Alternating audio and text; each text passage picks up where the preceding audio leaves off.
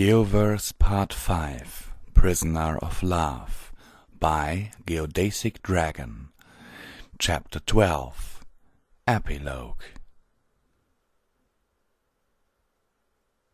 As I watched Ace and Pinky depart for their honeymoon, I felt a great sense of accomplishment washing over me. I had found a new home, made new friends, killed a man, and started a new family, all within a remarkably short time span. The accomplishment soon gave way to dread. I began to think that I was dreaming. I thought that, perhaps, I was still hooked up to a life support machine with a bullet in my back, and that everything which had transpired from that point was just the delusion of my morphine adult consciousness. But then I think of Twilight and our children, and realize that sometimes I can be full of shit. Twilight saw me with a faraway look on my face and bumped her flank against me playfully, snapping me out of my stupor. I looked down at her, and she gave me a warm smile. I returned it and tousled her mane, before scooping her into my arms.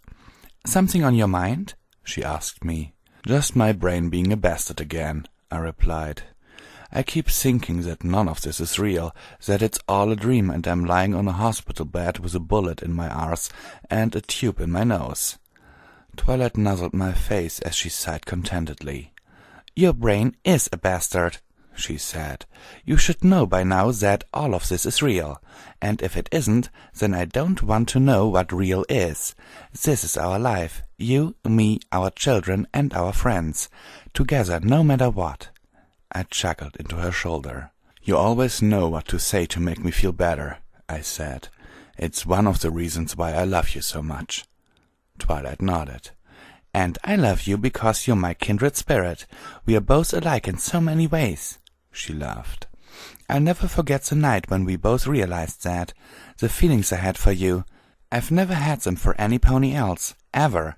I guess fate was just waiting for you to come along." Hearing her say those words brought tears to my eyes, which ran down my cheeks onto Twilight's coat. "Fate works in mysterious ways," I choked out. "It waited to bring us together, broke us apart, and finally decided to stop fucking around and bring us back together, albeit for a while." Twilight giggled. "All that matters now," she said, "is that we're together. Fate has been cruel to us, I know, but now I won't let it get in the way of us enjoying the rest of our lives together, and I'm sure that you'll help me with that." I brought my head away from her body and looked into her eyes. I could see the steely determination in them. I knew that she was serious, and I gave my approval by kissing her. "Come on," I said as I drew away. "Let's get the kids from your parents. They'll probably be getting tired." Twilight coyly batted me with a hoof. "Cheeky," she said with a small laugh. "They're not that bad." I allowed Twilight to get back on the ground, and we began the walk to her parents' house. As we walked, we bumped against each other and shared a laugh. It was like I'd never been away.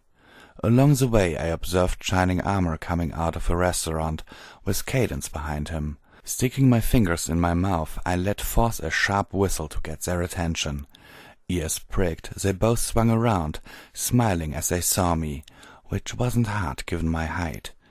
"Hey, Shining, Princess Cadence," I said. "I heard you two have given John and AJ an early wedding gift." "Indeed we have," Cadence replied. "It was very nice of Shining to give John the money. Celestia knows we have plenty. And please, you don't have to address me as Princess. Just Cadence is fine." I bowed my head in response, to which Cadence giggled and rolled her eyes sarcastically. "You're going to see Mom and Dad?" Shining asked of Twilight, who nodded. "Last time we saw them, they were at the park. We're heading there now. You can come with us if you like." "Lead the way," I said. "It's been a while since I saw your folks, Twilight.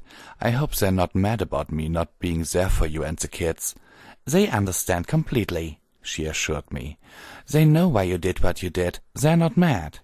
I smiled. "Now, might I suggest that we stop living in the past and instead look toward the future?" Twilight said sternly. "All that matters now is us, as well as our family and friends." "Indeed," I replied. We must always look to the future. My adventure may be over." I leaned down and gave Twilight a gentle kiss on the forehead. "But our adventure is just beginning." And with those words I placed her on my shoulders and followed Shining Armor and Cadence down the street. The end.